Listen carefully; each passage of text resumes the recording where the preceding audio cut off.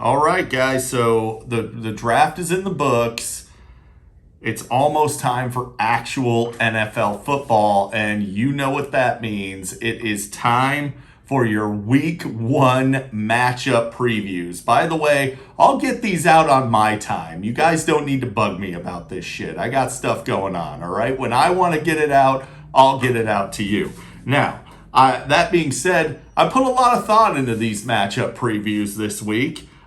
Threw together some notes over about the last 25 seconds or so. And I'm ready to do this. So we're going to start off with the battle of the disgruntled retail workers who both have bad beards. We got Jason versus Jared. Now, Jason has a pretty solid overall roster, but can you look at that team and imagine what it would be like if he had Devontae Adams and Josh Jacobs instead of Javonte Williams and Adam Thielen? You're welcome, Jared. I hooked you up for week one. Now, Leonard Fournette, still a usage hog, should be in for a solid game against the Cowgirls. I want to know, though, Jared, are you really going to roll out a punt returner in your RB1 slot? Good Lord. It usually takes you a few weeks to destroy your team. I see that you went ahead and just did that at the draft this year, and that's, you skipped a few steps. That's good. This matchup, though, is going to come down to the stacks. You got Burrow and Chase versus Lamar and Andrews. A lot of stacks going on in this league. My bold prediction for this one is that Javonte Williams goes for 150 yards and 2 touchdowns on Monday night while Jared watches helplessly. Winner, Jason. Javonte leads him to the W. The battle of no trash talk versus excessive trash talk. We got Joe versus Reese. So Jalen Hurts is going to have a tougher time than you'd expect against these Lions. They play with a lot of intensity. They brought in blue chip pass rusher Aiden Hutchinson. I'm expecting the Lions to put up more fight than they did last year. Hurts is still going to score 15 or more points, but it's going to be ugly the way he has to do it. Mike Evans, he's going to disappoint. He's playing with a Tom Brady whose wife doesn't want him to be there. He clearly doesn't want to be there. I suspect Brady's going to retire before this season's over. I really do. And, imagine passing on Devontae Adams for Mike Evans. Like, what a stupid decision that was. And it's going to look even worse when Brady retires. This could potentially be the worst year of Mike Evans' career. Jonathan Taylor is going to absolutely smash the Texans. No point in going into detail here. It's a no-brainer. But on the other side of things, Derrick Henry at full health at home against the New York Giants is terrifying. Cam Akers against anybody, though, is not. No running back has ever been successful coming back from a torn Achilles. You all know the deal. A back that relied exclusively on being explosive like Cam Akers. He has almost no chance of being successful again. I hope I'm wrong because I really love Cam Akers. He went to Florida State. He's a great guy. But he's not likely to be a good running back ever again. And I think you're going to see that very quickly on Thursday night. He was the worst pick of the entire draft by a wide margin. 3rd round pick, just absolutely horrible selection. And we'll see how it plays out. I mean, the gods love a fool. Maybe the guy beats the odds, of like 28 other backs that have had this injury and not been able to return. We'll see how it goes.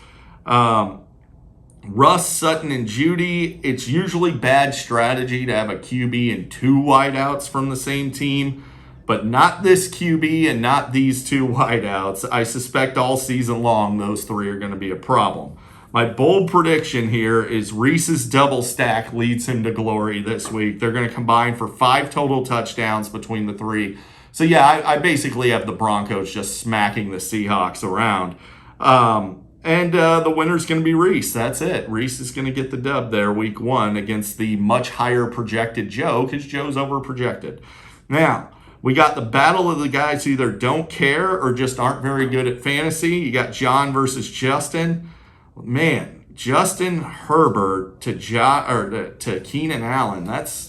They should eat in what should be a shootout with the Raiders. Now, Stephon Diggs is awesome, but I don't love him against the Rams in LA to open the year. Obviously, you're not benching Stephon Diggs, but I would temper my expectations. If he puts up 70 yards and gets into the end zone, I'd be very pleased with that. Drake London is absolutely not playable versus New Orleans in anything less than a 16-team league. He belongs on your bench for week 1. But, do you? We'll see how it plays out. It's not going to go well, but we'll see. Now, is this the return of rookie year Saquon? No, it is not. He is overhyped. He's on a bad offense. It's a bad situation. I know their offensive line is improved. Okay, whatever.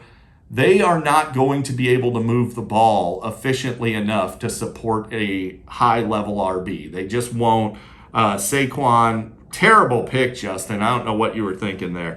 Now, Cooper Kupp is going to remind everyone week 1 why he's the best wideout in fantasy. Big game ahead against the Bills, especially with Tre'Davious White out. I can't imagine the Bills can slow him down. Now, my bold prediction, though, and you guys may not have seen this coming, I think Miles Sanders pops off week 1. 120 yards and a score from a guy nobody's expecting big things from. Winner, John. John's going to get the win. Now, on to the second to last matchup, the Battle of the Tonys, senior versus junior. Look, senior, the jig is up. We all know you don't have the guts to start Aaron Rodgers over Josh Allen. So quit messing around. Put Josh Allen into your lineup. He doesn't deserve this level of disrespect. Aaron Rodgers isn't half the quarterback Josh Allen is. Josh Allen goes in for Aaron Rodgers. Najee Harris attempting to play through a Liz Frank injury this season is absolutely horrific. I'd want nothing to do with him. That being said, while he's on the field, he's going to produce. This week will be no exception. A guy that's not going to produce, though, is Dameon Pierce. He's overrated, and you're going to find that out week 1. Counting on that guy to be a starter on your team is silly. He's going to score less than 8 fantasy points, and I expect he'll settle into that range week in and week out. Not a whole lot of touchdown upside on the Texans, and it's a bad matchup. And, we've seen him, play 8 snaps in the preseason, and all of a sudden we trust this guy in our lineups? Come on, that's not a great idea.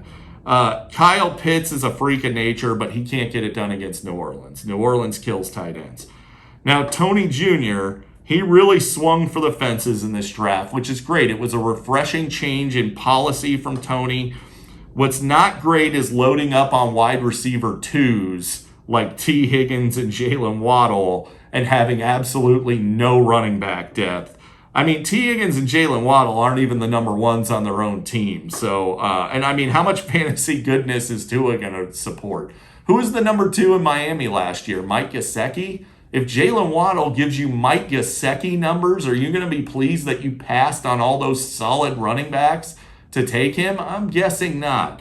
That being said, some of the guys you passed on for Jalen Waddle, they're not the sexiest names, but you sure could use a depth piece at RB. If something happens to Etienne or Swift, you're in trouble. Justin Jefferson going to show everybody that Jair Alexander cannot hang with a true elite wide receiver 1. Expect Jefferson to have a big week. I love Swift and Etienne this week. They both should have no problem exceeding their projections. My bold prediction, Dak Prescott, huge week 1 versus the Bucs, who have just bad vibes coming all over from Tampa Bay. The Bucs could be very disappointing. I'm expecting 350 yards total, including rushing and passing, and 3 touchdowns en route to Tony Jr. getting the win. Now, there's no point taking a whole lot of time with this last matchup, me versus Steve. It'd be like Mike Tyson versus a midget or something. I'm going to crush Steve. This is going to be an absolute ass-kicking. Mahomes to Kelsey at Arizona is a total mismatch. They're going to dominate. Devontae Adams is a true elite wide receiver 1. He's on my team now. Pittman's going to smash. Thomas is going to smash. My bold prediction in this matchup, though, Christian McCaffrey announces his Comeback Player of the Year tour with authority in week 1. 200 total yards, 2 touchdowns.